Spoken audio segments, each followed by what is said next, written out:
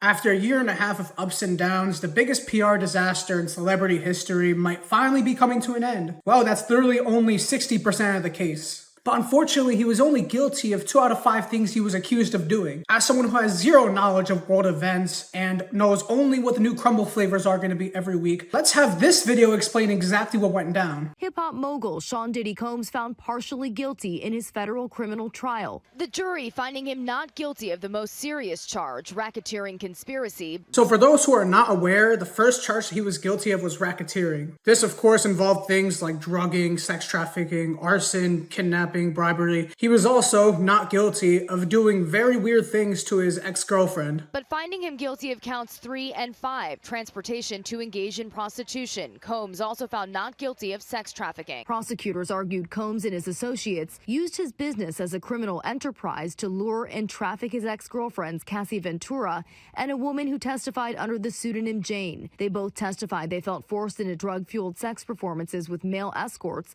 that Combs referred to as freak-offs, hotel nights, or wild king nights. It is also likely canon that Alvin and the Chipmunks did attend one of these. One day, you're throwing back pink lemonades on Diddy's yacht in Saint-Tropez. Ooh, jackpot! The jury seeing more than 1,000 exhibits, including photos of baby oil and lubricant. The defense argued the women were willing participants in fulfilling Combs' sexual desires and that all the encounters we heard about in this trial were consensual. Again, why do people willingly do this? I just don't understand. Ventura's lawyer releasing a statement saying in part, by coming forward with her experience, Cassie has left an indelible mark on both the entertainment industry and the fight for justice. And the funny part is, he's probably not the only one who's doing this. I'd say a lot of Hollywood elites are engaging in very similar acts. It's not a matter of if, it's a matter of when they get caught. The judge said he will decide today whether or not Combs will get released. He's giving prosecutors and the defense until this afternoon to write letters arguing for and against his release.